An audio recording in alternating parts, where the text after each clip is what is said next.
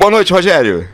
Boa noite, amigo. Você me fez a pergunta e respondeu. Essa aí, primeira vez uma dama convidada, então a gente tem que se preparar. Fiz a barba, cortei o cabelo, pá, falei, pô, tá maluco? Tá no mínimo próximo ao nível aí da convidada, né?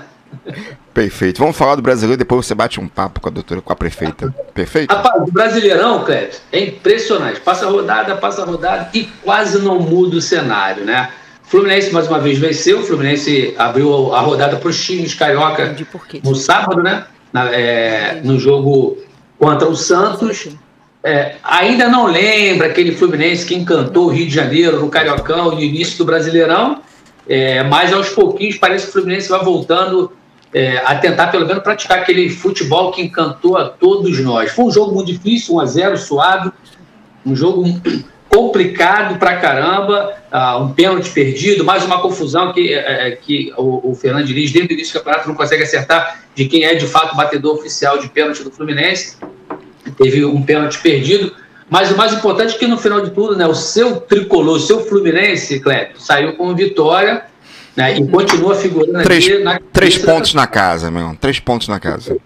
Eu penso assim. Eu não fico olhando quantos pontos faltam para pegar o Botafogo. Eu fico olhando quantos pontos a gente está na frente do Vasco. Né? Meu parâmetro tem que ser positivo, prefeito. Que senão. Rogério, pelos horários, eu tenho mais ou menos uns 10 vascaínos hoje assistindo o programa presencialmente aqui. O pessoal já me de cara feia. Por incrível que pareça. O Jean tá lá atrás, ó. Cléber, por incrível que pareça, eu quando comento do Vasco, ninguém é obrigado a acreditar. Eu sou flamenguista, todos sabem, mas ontem, por exemplo, enquanto eu assistia o jogo do Vasco, quando o Vasco fez o primeiro gol contra o Corinthians, irmão, nunca vi isso na minha vida. Eu vibrei, cara, de grito, como se fosse Flamengo. Porque assim, assim como tem muitos convidados aí, tem muitos amigos, muitos parentes vascaínos. E a situação do Vasco, eu acredito que deixa triste todo o carioca. A rivalidade, nesse momento, na minha cabeça, tem ficado agora em segundo plano. É um sofrimento muito grande. É um número que eu acho que nenhum outro clube da Série A... eu vou dar uma notícia terrível. Na Série A, são 20 clubes. Na Série B, mais 20 clubes. Na Série C, mais 20 clubes. E na Série D, são 40 clubes. Você sabia que, juntando as 4 séries, o pior desempenho de um time no Brasil é o do Vasco, irmão? É verdade. Verdade. Você viu isso? Verdade. Então, bem, como é que a gente vai... numa situação que começa a querer encarnar, é vascaíno, a rivalidade foi embora, eu, como carioca, fico muito triste. E outro detalhe, no jogo contra o Corinthians, apesar do placar ter sido 3-1 para o Corinthians, o time do Vasco, como na maioria dos jogos, jogou bem, mas, infelizmente, perdeu. E é algo que tem acontecido com frequência. O Vasco, você deve lembrar bem que eu já falei isso outras vezes aqui, o Vasco não tem jogado mal, o Vasco não tem aproveitado as oportunidades, e o time do adversário, quando chega na cara do gol, tem tido um desempenho muito melhor, e o Vasco tem perdido, não estando jogando mal. E eu vou ser muito honesto contigo, a contratação desse treinador, que é o segundo jogo que ele faz, algumas contratações pontuais que ainda faltam, né? A janela se fecha agora dia 2, ainda tem alguns nomes sendo trabalhados. Eu ainda acredito em algumas contratações e que o Vasco vai virar o jogo. Pelo menos não cair, eu creio que o Vasco não cai. Você é uma pessoa muito otimista. Tá de parabéns. Quero você sempre jogando no meu time com esse otimismo. Vamos aguardar. E aí, bem, agora falando do Flamengo. Eu vou deixar o líder por último, né? Eu vou falar agora do Flamengo. O Flamengo, cara, o que se falou mais no Rio de Janeiro hoje acerca do Flamengo não foi da bela vitória contra o Atlético Mineiro jogando em Minas. O Flamengo fez o primeiro tempo muito ruim. O Sampaoli tem uns negócios muito loucos na cabeça. Entrou com um time que não era o time que a torcida queria para começar o jogo. No segundo tempo fez várias mudanças, dentre elas colocou em campo a Arrascaeta, e a Arrascaeta fez a diferença, fazendo um gol de falta e dando passe para o Wesley, o lateral direito, que também vem crescendo em produção, fazer o gol da virada. O Atlético saiu na frente, o Flamengo virou. Mas as manchetes de jornais não falaram da vitória, falaram do episódio da agressão do preparador físico do Flamengo. Segundo Pedro, cara, essa parada tá difícil de entrar na minha cabeça, ele tomou 3 tapas na cara e um soco.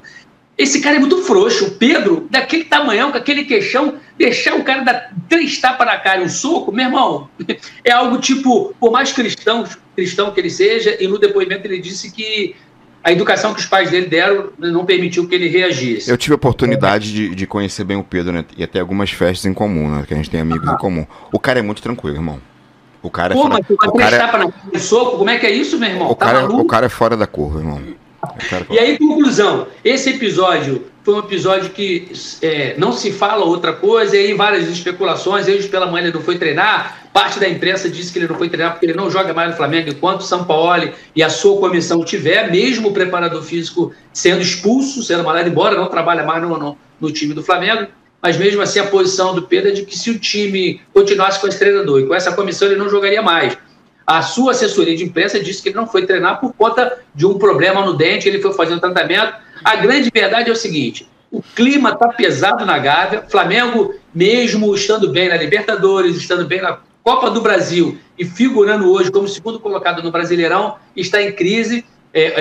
E aí, se você for relembrar bem, Vidal saiu por conta desse treinador e dessa comissão técnica. Boa parte do elenco do Flamengo não está satisfeita com essa comissão técnica e agora é esperar mais alguns dias para ver o que vai acontecer. Não acredito na saída do Sampaoli e Flamengo na quinta-feira já tem jogo pela Libertadores, quer dizer, deveria estar com a cabeça fresca pensando nesse próximo jogo. Não, rapaz, flamenguista não pode ter par, não, tem que ter problema na cabeça. Se tropeçar, o Fluminense tá aí, tá bom, Rogerinho? E o Botafogo, Rogério Ramos? Então, o Botafogo, cara... Não falo nada, não digo nada. O Botafogo assim, precisa ser estudado. Sim. Eu lembro que nos primeiros programas em que você contou com a minha participação, eu dizia que o Botafogo tinha que tomar cuidado por conta de não ter um elenco, né? E o Botafogo tem calado minha boca. Hoje, no meu programa mais cedo, no Pode Gol Rio, eu até fiz o me-culpe, né? Eu pedi desculpa. Eu assisti.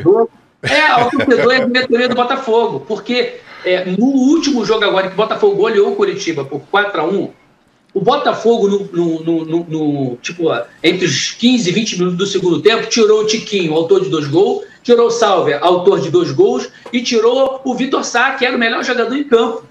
E os outros 3 jogadores que entraram mantiveram o nível, e eu pensei, rapaz, acho que eu me enganei. Eu achava que o Botafogo faz tudo para dar errado e dá certo. É isso aí. Na verdade, o que acontece com o Botafogo, quando eu disse logo no início que precisa ser estudado? O Botafogo não tem grandes jogadores, não tem grandes craques, porém, tem jogado um futebol lindo, de resultado, numa qualidade muito grande e numa intensidade que vai do início ao fim do jogo. O Botafogo não joga uma partida boa e outra má. O Fluminense acontece isso, o Flamengo acontece isso, o Vasco não, né? O Vasco só joga a partida má. Mas o Botafogo, ele não tem partida ruim. O Botafogo também não tem partidas excelentes.